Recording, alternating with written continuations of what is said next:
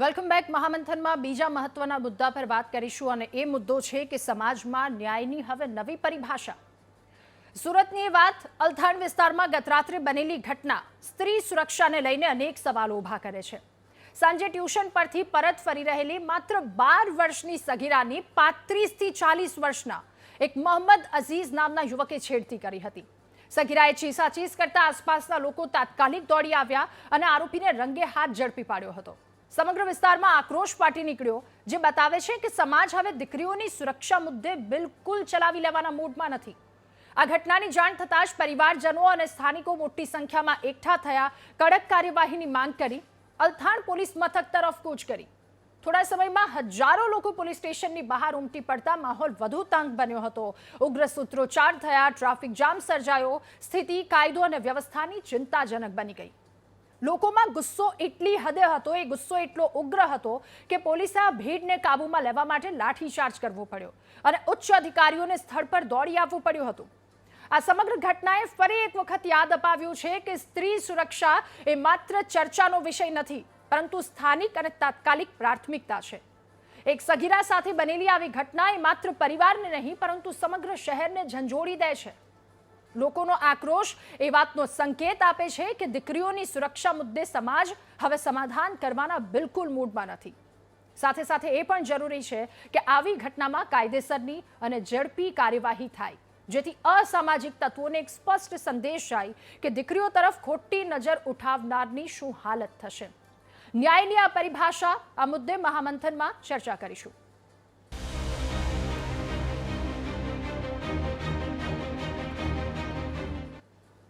ત્યારે ગઈકાલની એ ઘટના અને ત્યારબાદ આક્રોશ ફાટી નીકળ્યો હતો. હજારો લોકો રસ્તા પર અને સ્ત્રીઓમાં, મહિલાઓમાં જે પ્રકારનો આક્રોશ ફાટ્યો હતો, એમના શબ્દો સાંભળીએ શું કહે છે તેઓ. આજે એ છોકરીનો છે, કાલે આપણી છોકરીનો વારો આવશે. આ વસ્તુ ખોટી થઈ રહી છે, એને એનો પનિશમેન્ટ મળવી જોઈએ. આજે અમને કેરાલા 2 પિક્ચર મફતમાં બતાવવામાં આવ્યું અને એનો કોઈ અત્યારે એમને મફત બતાવ્યું કે તમે હિન્દુઓ આ રીતના જાગો. અત્યારે અમે જાગ્યા છીએ તો અમને એક્શન કેમ નથી આપતા? એ અમને સોંપી દો, એને અમને સોંપી દો એ મુસલમાનને. તો અમે હિન્દુઓ જાગ્યા છીએ. કેરાલા 2 સ્ટોરી પિક્ચર જોઈને અમારા હિન્દુમાં બહુ બહાર આવ્યું છે, જોશ આવ્યું છે. તો એ વ્યક્તિ મુસલમાનને અમને સોંપી દો તો અમે એને પૂરો જ કરી દઈએ. ટોળા વિખેરવા પડ્યા, મોટી સંખ્યામાં લોકો ત્યાં ઉપસ્થિત. એટલે સમાજ દ્વારા, લોકો દ્વારા એક સ્પષ્ટ સંકેત તમામને આપી દેવામાં આવ્યો છે, ગુંડા હોય કે કોઈ પણ વ્યક્તિ, કે દીકરી સાથે જો આ રીતની કરતૂત કરી તો પછી બક્ષવામાં નહીં આવે. આ જ મુદ્દે મહામંથનમાં ચર્ચા કરીશું. એમજી કનેરિયા સર, નિવૃત્ત ડીવાયએસપી, આપણી સાથે જોડાયા છે.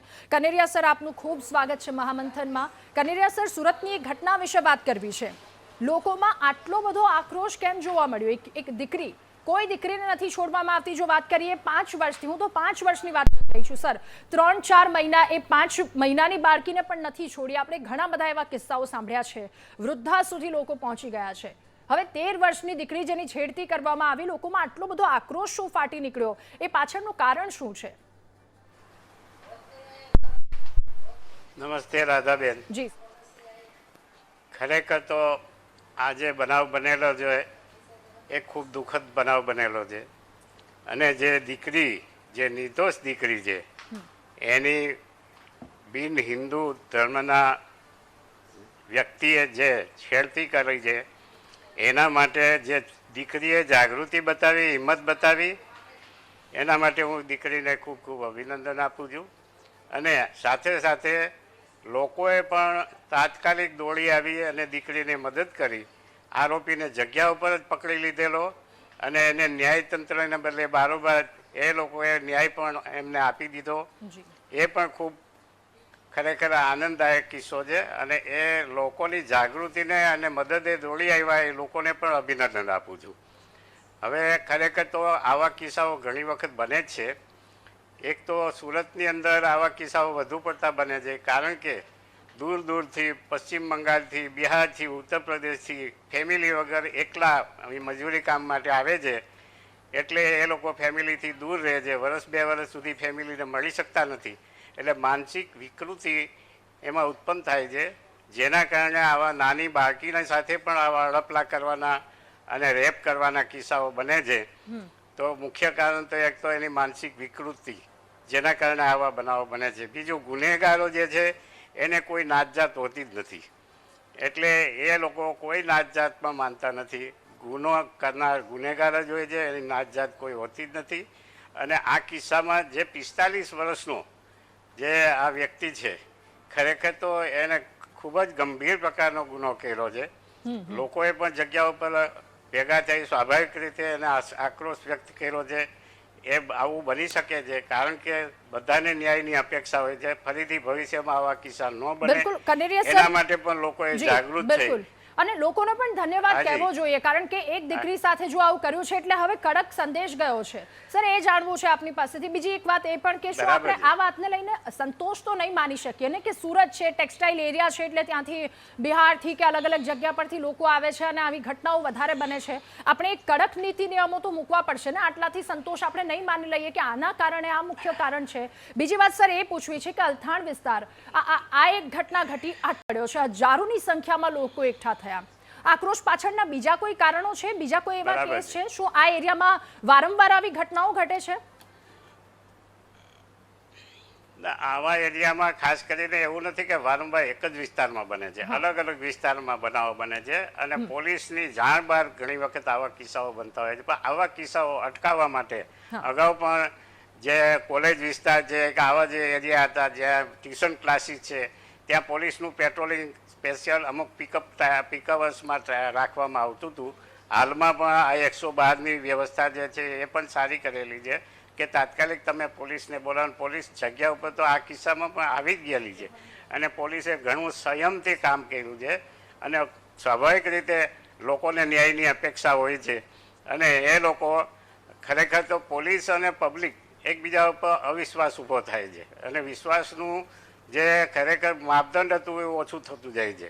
જો પોલીસને પ્રજા વચ્ચે જો વિશ્વાસનું વાતાવરણ ઊભું થાય કે પોલીસ પાસે આપણે ફરિયાદ કરીશું તો 100% આપણને ન્યાય મળશે, એવું વાતાવરણ જો ઊભું થાય તો લોકો આવી રીતે મોબ મેન્ટાલિટી ઊભી કરી અને જાતે જ ન્યાય કરવા માંડે છે, જે ખરેખર તો કાયદાની દ્રષ્ટિએ તો એ વ્યાજબી નથી. કારણ કે આમાં મોબ મેન્ટાલિટી એવી હોય છે કે આરોપી છે એને ખરેખર તો ઠીક છે, એને મારવો પણ જરૂરી હોય છે, જાહેરમાં એનું અપમાન કરવું પણ જરૂરી, એની ઇજ્જત લેવી પણ જરૂરી, જેથી કરીને બીજા આવા કિસ્સાઓ બનતા અટકી જાય, બીજાને એ રીતે એની અસર થાય. અને પ્રિકોશનરી સ્ટેપ પણ લેવા માટે પોલીસનું પેટ્રોલિંગ જો રાખવામાં આવે તો આ ટ્યુશન ક્લાસીસની આજુબાજુમાં, કોલેજોની આજુબાજુમાં એવા મહત્ત્વના સ્થળ ઉપર આવા પેટ્રોલિંગ ગોઠવવામાં આવે તો આવા કેસોનું પ્રિવેન્શન થાય અને આવા લોકો ઉપર પ્રિવેન્ટિવ એક્શન લેવામાં આવે તો પણ આવા ગુના બનતા અટકી શકે છે. અને બીજી વાત એ છે રાધાબેન કે જે લોકો જે ભેગા થઈ ગયા છે, પોલીસ સ્ટેશનમાં ટોળું ભેગું થઈ ગયું છે, એ પણ લોકોને માનસિકતા એવી હોય છે અને પોલીસે એ વખતે બી જરૂરી જો કે સંયમ રાખ્યો છે. અને જો એને આરોપીને ત્યાર પછીથી જો કંઈ એને ખરેખર એને પ્રોટેક્ટ ન કરે તો એ પોલીસની પણ નિષ્કાળજી ગણાય. એટલે પોલીસની પણ ફરજના ભાગરૂપે આવા આરોપી ગમે તે ગંભીર પ્રકારનો હોય પણ એને રક્ષણ આપવું એ કાયદાની જોગવાઈ છે. તો આ મોબમાં કારણ કે માપદંડ રહેતો નથી અને વધુ પડતો માર જો મરાઈ જાય તો ખરેખર એનું મોત થઈ જાય તો પણ એ મોબના માણસો જે ખરેખર ન્યાયની અપેક્ષા આવ્યા હતા એને બદલે એને પણ આરોપી બની જવું પડે. એટલે આ કાયદાની ખરેખર તો અજ્ઞાનતાના લીધે આવા બનાવ બને છે. સર, મારો એક સવાલ આપને એ પણ છે કે એક મહિલા એવું ત્યાંથી એમનું એવું નિવેદન પણ હતું કે સતત 3 દિવસથી એ દીકરીની છેડતી કરતો હતો આરોપી. અને જો કે એ તો તપાસનો વિષય બને છે કેટલા દિવસથી છેડતી હતી, એ શું આગળનો આખો ઘટનાક્રમ છે. પણ સવાલ એ પણ હવે થઈ રહ્યો છે કે જ્યારે આરોપીઓનું રિકન્સ્ટ્રક્શન આજે જ્યારે કરવામાં આવ્યું, પોલીસે પણ ખૂબ એ રોષની સાથે એને ફટકાર્યો છે, બરાબરનો એને મેથી પાક ચખાડ્યો છે. તો શું પોલીસનો પણ એક એમના તરફથી પણ એક મેસેજ છે લોકો સુધી કે અમે પણ બિલકુલ સાંખી લેવાના મૂડમાં નથી, અથવા તો આ જે રોષ છે એ રોષને ક્યાંક ઓછો કરવા માટે એવો કોઈ મેસેજ હોઈ શકે? જરા ખરેખર તો પોલીસે જે કંઈ એક્શન લીધા છે એ ખૂબ વ્યાજબી છે. પોલીસની કામગીરી પણ અભિનંદનને પાત્ર છે. અને આ એ રીતે ખરેખર તો આમાં શું છે, કાયદાની મર્યાદા હોય છે પોલીસ પાસે બી. હવે આની અંદર અમુક તો અત્યારે ચૂંટણીનું વાતાવરણ છે એટલે કેટલાય લોકો એવા ચૂંટણીના વાતાવરણમાં પોતે રાજકીય લાભ લેવા માટે પણ આ ટોળામાં સામેલ થઈ ગયા હોય એવું પણ બની શકે છે. અને જ્યાં રાજકીય જ્યારે આમ જ્યારે રાજકીય માણસો જ્યારે આમાં પોતાના એક ખરેખર તો રાજકીય સ્વાર્થ માટે જ્યારે ઇન્વોલ્વ થાય છે ત્યારે ખરેખર પોલીસ માટે પણ ખૂબ અઘરી વાત બની શકે છે અને પોલીસે પણ સત્તાધારી રાજકીય પક્ષોના દબાણમાં આવી અને કામ કરતા હોય છે. એટલે એવું પણ જરૂરી છે અને એ જે તે વખતેની પરિસ્થિતિ ધ્યાનમાં રાખી પોલીસ માટે પણ મૂંઝવતો પ્રશ્ન બની જાય છે કે હવે શું એક્શન લેવા. જો ટોળા ઉપર કાબુ ન કરે અને જો આરોપીને ખરેખર મારી નાખે ટોળું તો પણ પોલીસની જવાબદારી આવે છે. એને પ્રોટેક્ટ કરવા એ પણ કાયદાની દ્રષ્ટિએ પોલીસ માટે બહુ અઘરું કામ બને છે. શું એક્શન લેવા તાત્કાલિક સ્થળ ઉપર જે ઉભેલા અધિકારીઓ જે હાજર રહેલા અધિકારીઓ એના માટે પણ ઘણી વખત મુશ્કેલી ઊભી થાય છે. આ જે બનાવમાં પોલીસે જે સંયમ રાખ્યો છે અને જે એક્શન લીધા છે ખૂબ વ્યાજબી છે અને અભિનંદનને પાત્ર છે. સર, એક્શન પર જ વાત કરી લઈએ. આવા કોઈ પણ બનાવમાં કોઈને હા સર એ જ વાત કે આજે અત્યારે કાર્યવાહી કરવામાં આવી છે. આ એક નરાધમ કે જે દીકરીને આવી રીતે છેડતી કરતો હતો.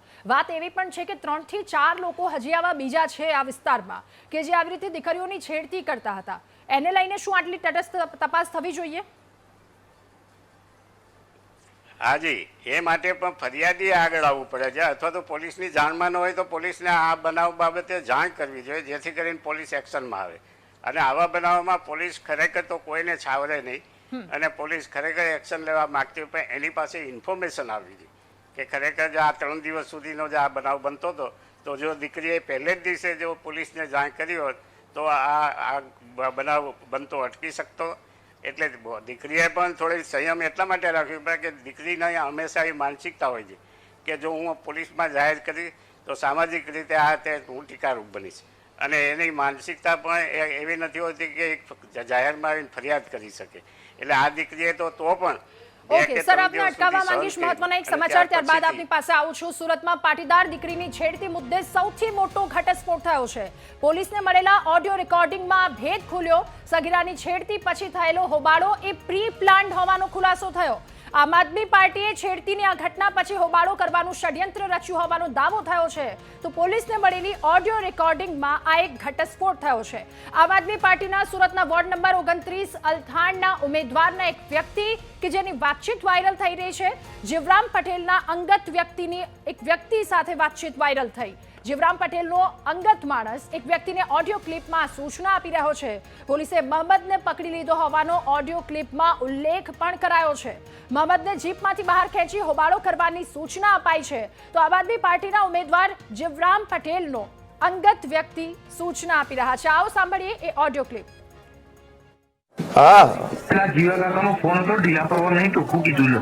હાલત થઈ જશે, કોઈ ઢીલું નહીં પડતું. પોલીસે બરાબર સર્વિસ કરી નાખી છે મોહમ્મદિયાની, પણ જો આપણે ઢીલા પડીશું ને ક્રેડિટ બધી સંધી લઈ જશે એટલે આપણે હવે જીપ બહાર કેસી કરવું પડશે એના. હા, એ બે જીવા કાકાએ સમજાયું લે મને બધું. એ તો મને ખબર છે, પણ હવે ઢીલા પડવાનું નહીં નકર બધી મહેનત કોની જાય આપણી. એટલે કોઈ ઢીલા નહીં પડતો તો બાર ફાટ માણસો ગોતે આવ્યા. પણ તરત જ પોલીસ સ્ટેશન અને ભાજપ કરીને 2 જગ્યાએ ઉભારો કરવાનો છે. એ સમજી જા પેલો ધંધો ગો ના જોઈએ. બધું તૈયાર છે પણ હું બોર આ અંદર વાળો મણા રહ્યું ને આપણો શહેર પ્રેમી જીવા કાકાનો અંગાથી મારા બધી વાત થઈ ગઈ છે. બધું ઠંડુ પડે એટલે એને છોડાઈ દઈશું. ઓનાથી આખી વાત આપણી બાજુ વળી જશે અને ઓલા પટેલિયાઓ બધા ભાજપ હાલક કરાવું છું હું મેલ ને ભાઈ. તો ઓડિયોમાં જે રીતે ઉલ્લેખ કરવામાં આવે છે, આ ઓડિયો ક્લિપ વાયરલ થઈ સૌથી મોટો ઘટસ્ફોટ આ કેસમાં. પરંતુ સૌથી મહત્વની વાત કે રાજનીતિ એક જગ્યા પરની સત્તા મેળવવા માટે આ કેટલી નિમ્ન કક્ષાની એક કરતૂત કહી શકાય કે જ્યાં દીકરીનો ઉપયોગ કરવામાં આવ્યો છે. દીકરીની છેડતીની આખી વાત અને તેને આખી રાજનીતિ સુધી પહોંચાડી છે આમ આદમી પાર્ટી વોર્ડ નંબર 29 કે જ્યાંના ઉમેદવાર જેની એક ઓડિયો ક્લિપ વાયરલ થઈ છે. પરંતુ ખરેખર શરમજનક અને નિમ્ન કક્ષાની આ એક કરતૂત કહી શકાય. દીકરીની છેડતી મુદ્દે સૌથી મોટો ઘટસ્ફોટ થયો છે. સંવાદદાતા ધ્રુવ આપણી સાથે આજ મુદ્દે ફોનલાઈન પર જોડાયા છે. ધ્રુવ, સુરતની જે આખી દીકરીની છેડતીની ઘટના હતી એ મુદ્દે હવે એક ચોંકાવનારો કહી શકાય, શરમજનક કહી શકાય, નિમ્ન કક્ષાનો જે પ્રયાસ કરવામાં આવ્યો છે, ઓડિયો ક્લિપ વાયરલ થઈ. ધ્રુવ. બિલકુલ, સુરતના અલથાણ વિસ્તારમાં સગીર વયની પાટીદારની જે દીકરી હતી તેને એક વિધર્મી દ્વારા છેડતી કરવામાં આવી અને ત્યારબાદ ખૂબ જ મોટું ધમાસાણ સર્જાયું હતું. પોલીસ સ્ટેશનનો ઘેરાવો થયો. આ તમામ આખી ઘટના બની ત્યારબાદ હવે જે આરોપીનું રિકન્સ્ટ્રક્શન કરવામાં આવી રહ્યું હતું ત્યારે પણ મોટી સંખ્યામાં લોકો એકત્ર થઈને વિરોધ કર્યો હતો. આ બધાની વચ્ચે હવે એક ઓડિયો ક્લિપ જે છે તે વાયરલ થઈ છે. સુરતના કોઈ જીવરાજ પટેલ નામના વ્યક્તિ છે અને તેના માણસનું આ કોલ રેકોર્ડિંગ હોવાનું હાલ મનાઈ રહ્યું છે. બે વ્યક્તિઓ તેમાં વાત કરતા જોવા મળી રહ્યા છે અને આ વાતનો જે ઓડિયો જે છે તે બહાર આવ્યો છે. એટલે કે આ ઓડિયો જે છે તે સાચો છે કે ખોટો તેનું તો આપણે પુષ્ટિ નથી કરી શકતા, પરંતુ આ અત્યારે સોશિયલ મીડિયામાં વાયરલ થયો છે, જેમાં રિકન્સ્ટ્રક્શન દરમિયાન પોલીસ અને ભાજપ વિરુદ્ધ નારા લગાવવાનું આયોજન કરવામાં આવ્યું હતું તેવી પણ વાત કરાઈ રહી છે. અને બીજી તરફ પોલીસ સ્ટેશન અને ભાજપ કાર્યાલય ખાતે પણ હોબાળો કરવાનું આયોજન કરવાનું છે. આવી બધી એવી વાતો જે છે તે આ બંને વચ્ચે ઓડિયો ક્લિપમાં કરાઈ રહી છે, જેમાં એવું પણ કહેવાય રહ્યું છે કે આપણે આ વસ્તુ કરી નાખીશું અને જો હવે આપણે નીચે બેસી જશું તો હર્ષ સંઘવી જે છે તે મોટા થઈ જશે, એટલે આપણે કામકાજ આગળ રાખવું પડશે. આ પ્રકારની વાતો જે છે તે કરાઈ રહી છે, પરંતુ આ ઓડિયો કેટલો સાચો કેટલો ખોટો એની આપણે પુષ્ટિ નથી કરી શકતા. પરંતુ હાલ સોશિયલ મીડિયામાં જે રીતે આ ઓડિયો વાયરલ થયો છે તેને લઈને રાજકારણ પણ ગરમાયું છે અને આખી ઘટનાને લઈને જે વાતો સામે આવી રહી હતી તે પણ ચર્ચાનો મુદ્દો બન્યો છે. આભાર આપનો તમામ વિગતો સાથે જોડાવા બદલ. ત્યારે આખો હોબાળો પ્રી પ્લાન હોવાનું આ એક ઓડિયો ક્લિપથી સામે આવ્યું છે. કનેરિયા સર, આપનો પણ ખૂબ આભાર મહામંથનમાં અમારી સાથે જોડાવા બદલ, આ મુદ્દા પર ચર્ચા કરવા બદલ.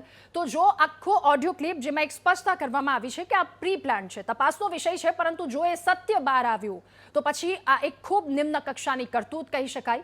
આ સાથે મહામંથનમાં હાલ બસ આટલો જ. વધુ સમાચાર અપડેટ્સ માટે આપ જોતા રહો VTV ન્યૂઝ. નમસ્કાર.